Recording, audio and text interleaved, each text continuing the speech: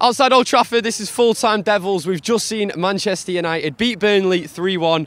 Howson, what do you make of it, mate? Do you know what? Don't feel like a win, actually. No. Doesn't feel like a win. Not coming away like it was a win. Game of two halves, if I'm going to pull cliche number one out of the hat there. First half might have been the poorest I've seen United play since Olympiacos in Piraeus last year. That was completely and utterly devoid of anything resembling, can't even speak, top-level football. But the positives, I thought Januzaj played well, even in the first half. I thought Januzaj at number 10 frees him up a little bit, lets him roam, and that brings out the best of him. He doesn't like to defend.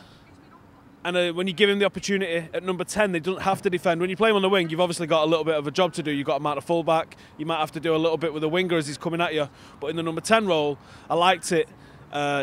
Although saying that, second half, when he did play as a winger, and I want to touch on that as well, because we did go 4-2-3-1, and it did start to look like we knew what we was doing for a change. We held the ball further up the pitch instead of holding it across our back line.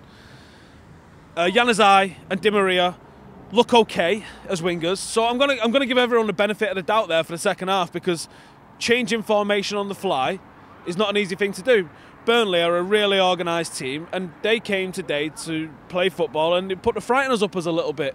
We scored a couple from set pieces. In fact, all of them set pieces, weren't they? 'Cause it was a penalty for the last one as well.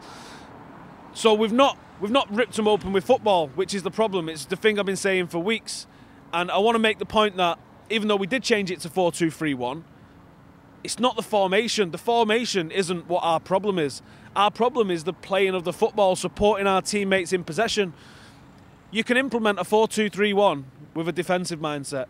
You can implement, like the example I've been saying to people is Stoke and Barcelona play 4-3-3. They play completely different types of football though, don't they? Right? Yeah.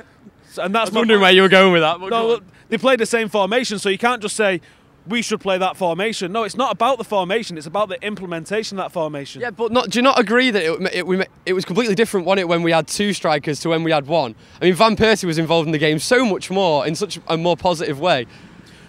Because we're holding the ball further up. When we was playing the 4-3-3 way of playing, or 4-4-2 diamond, or first half, we was holding most of our possession with Blind and with our defence.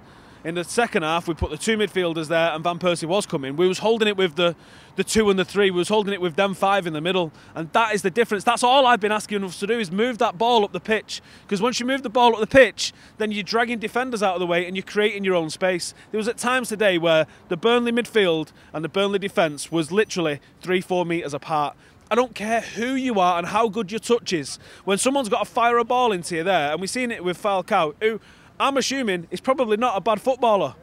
But when you give him no space and no time, and you've got to fire a ball in, and he's 4 players around him, then he's going to look like he's not got a first touch. And that's all it is. When you start pulling players out of position and you start giving our own players space and time on the ball, we can then start playing football. I'm not happy, but I'm happy-ish. Van Gaal changed it. If we'd have gone the whole game today playing the same thing that we played in the first half, I'd have been pulling my hair out here today, because I'm sick of saying it. I am absolutely sick of saying it. But we've changed it, so let's persevere with this new one. The thing is, mate, you keep coming out every week and you keep saying it wasn't good enough. Quite rightly saying that it wasn't good enough, and people keep calling you negative. And then the week after, you're proven right every single time. And do you harbour any confidence now for the rest of the season? Because it feels like that you've been saying it for ages and still nothing is changing at all, and all the fans are saying it and still nothing is changing. Will he learn? Will he change? Today he changed it. That's all we can go off. Today he changed it, so I just want to see how we do the next match. We've got... Is Preston the next one? It is the next one. Preston's the next one, and then I think it's Swansea after that. Well, let's just persevere with 4-2-3-1. And like I said, formation is irrelevant.